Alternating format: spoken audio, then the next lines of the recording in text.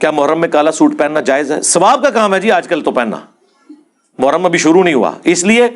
تاکہ ان کو بتائیں آپ جنہوں نے نبی الاسلام کے اوپر جھوٹ باندھا ہے، یہ کتنا بڑا جھوٹ باندھا ہے انہوں نے، کہ انہوں نے نبی الاسلام کی طرف ایسی باتیں منسوب کی ہیں کہ کالا لباس جہنمیوں کا لباس ہے، حالانکہ کالا لباس نبی الاسلام کا سب سے مرغوب، بلکہ کہنا چاہیے محبوب لباس ہے۔ آپ کا جھنڈا کالا تھا، ویسے تو آپ کو کہتے ہیں خراسان سے کالے جھنڈے آتے ہوئے دیکھو تو استقبال کرنا، اس میں خلیفۃ اللہ مہدی ہوں گے تو وہ بھی کالا سفید کروا لینا تھا نا۔ یہ حدیث نہیں مسند احمد کی بیان کرتے ہیں اور مشکات سے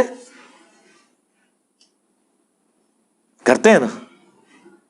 اور جو صحیح مسلم میں اوپر تلے کئی احادیث ہے کہ نبی الاسلام جمعے والے دن کالی پگڑی پہن کے تو تقریر کیا کرتے تھے، فتح مکہ کے موقع پر آپ نے کالی پگڑی پہنی ہوئی تھی، یہ نہیں ان کو پتا۔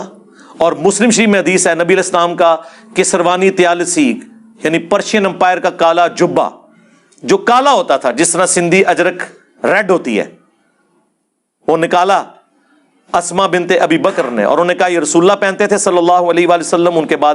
سیدہ عائشہ کے پاس آیا اور میں بڑی بہن تھی، ان کی وفات کے وقت میں نے لے لیا، نبی اسلام اسے پہنتے تھے اور ہم اس کا دھون مریضوں کو شفا کے لیے پلاتے ہیں۔ یہ صحیح مسلم شریف ہے، مولانا شریف نہیں۔ آپ کا کرتا بھی کالا،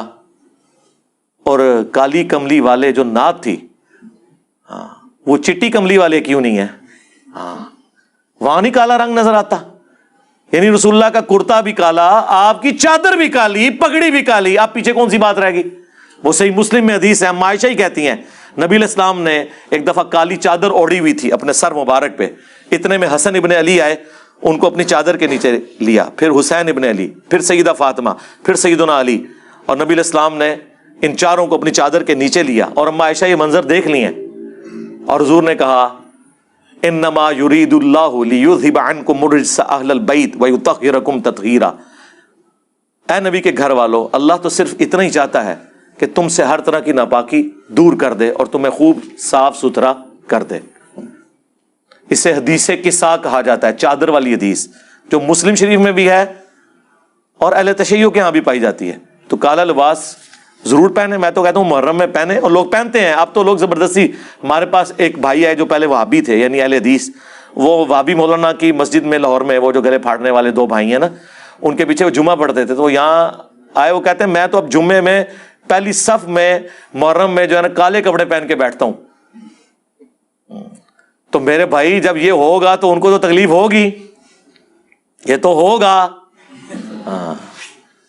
کہ یار کل تک یہ ہمارے غلام تھے، ہم کوئی غلام ہیں، ہاں اب یہ ہمیں ایبسولوٹلی ناٹ کہہ رہے ہیں، ٹھیک ہے، کل تک تو یہ غلام تھے،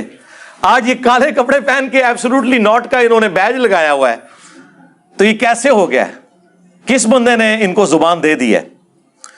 تو بھائی کہہ رہے ہیں میں مسلسل محرم کے 10 دن یہ کالے کپڑے پہن کے، اور جتنے جمعے آئے ہیں میں مسلسل وہ پہلی صف میں جا کے نماز بھی پڑھتا ہوں ایسے کر کے کہ کوئی مجھے پوچھے تو صحیح کہ تنو کیا ہو گیا ہے۔ لیکن میں نے آپ کو بتایا کہ حسینی آج بھی دلیر ہیں، اس زمانے میں بھی دلیر تھے، اور بنو امیہ کے خدمت گزار اس زمانے میں بھی بزدل تھے، آج بھی بزدل ہیں۔ جرت نہیں ہے کہ پوچھ لیں، پوچھیں گے تو کیا ہوگا؟ وہ کہے گا نکال صحیح مسلم تیری کتاب ہے، تو آپ مسلم شریف سے وہ انکار کریں گے، ممبر سے نہ اتار لیے جائیں، نجی محفلوں میں جو مرضی بھونکیں۔ وہ میں نے بتایا نا کہ نجی محفلوں میں جو مرضی آپ کہیں،